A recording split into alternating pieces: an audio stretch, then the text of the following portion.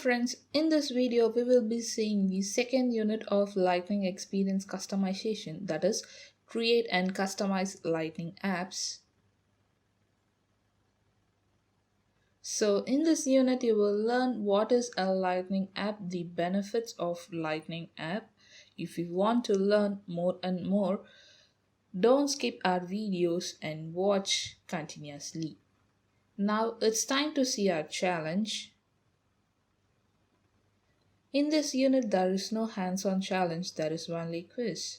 And the first one is, what's a key benefit of Lightning apps for users? And the answer is option D, all of the above. And the second one is, what can you include in a Lightning app? And the answer is option C, web tabs. Standard is option B, put the highest priority objects and tabs first in the navigation menu. Okay, let's verify whether it is correct or not. All the answers are correct. Thank you friends, thanks for watching. Do like, share and subscribe.